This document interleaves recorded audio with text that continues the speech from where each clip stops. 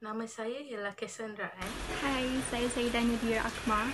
Assalamualaikum dan selamat sejahtera, saya Alia Akila. Assalamualaikum dan selamat sejahtera, saya Mira Rehana. Hai, nama saya Wan Aina Yumi.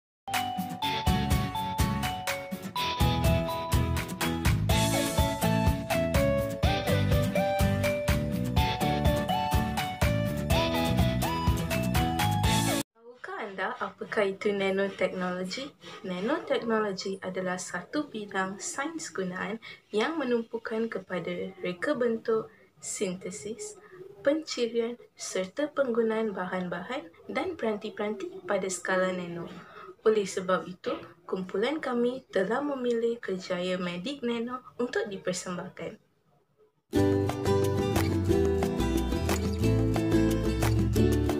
Medic Nano merupakan salah satu kerjaya yang masih lagi dalam pembangunan di Malaysia. Kerjaya ini berada di bawah bidang perubatan yang mengaplikasikan konsep nanoteknologi. Seterusnya, kita akan melihat kepada aplikasi penggunaan nanoteknologi dalam bidang perubatan. Bidang perubatan merupakan salah satu bidang yang giat menjalankan kajian terhadap nanoteknologi atau nanopartikel sebagai pembawa nano yang boleh diformulasikan bersama bahan aktif ubat-ubatan yang dapat mengenal pasti sesuatu sel spesifik, contohnya sel kanser. Di atas permukaan nanopartikel tersebut terdapat ligan yang boleh mengenal pasti sifat spesifik yang terdapat pada sel kanser. Kesannya, dos yang diperlukan untuk merawat sel kanser tersebut dapat dihantar dengan lebih tepat serta efektif tanpa memberi kesan kepada sel-sel sihat yang lain. Oleh hal yang demikian, teknologi ini dapat mengurangkan dos yang diperlukan semasa proses kemoterapi bagi merawat penyakit kanser. Memandangkan kita mendepani revolusi 4.0, kerjaya Medic Nano ini memiliki cabaran tersendiri, iaitu bagi sesiapa yang ingin menceburi dalam kerjaya ini perlulah memiliki kepakaran dalam mengendalikan konsep teknologi. Oleh itu, setiap institusi pendidikan perlulah memiliki modal yang cukup untuk membiayai kos fasiliti bagi meningkatkan kepakaran tersebut.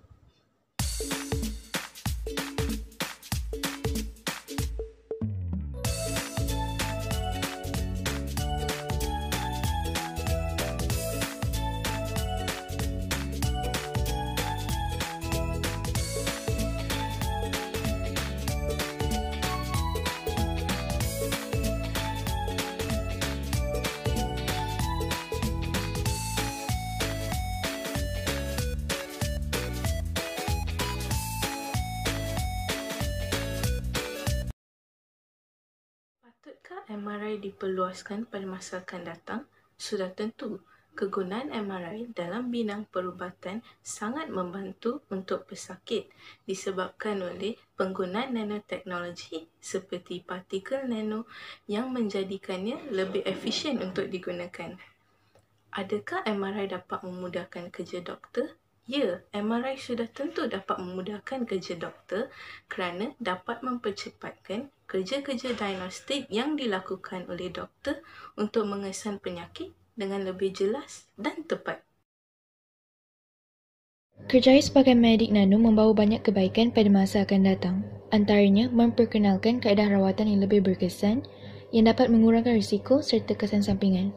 Contohnya, rawatan kemoterapi boleh digantikan dengan rawatan yang berkonsepkan nanoteknologi yang hanya membunuh sel-sel kanser tanpa menyerang sel-sel sihat. Selain itu, ciptaan ubat-ubatan yang lebih efektif boleh mempercepatkan proses pemulihan. Ubat-ubatan ini dapat dieksport ke luar negara bagi membantu mencerna Pada pendapat saya, kerjaya sebagai Medic Nano ini patut diperluaskan dan diberi galakkan di Malaysia.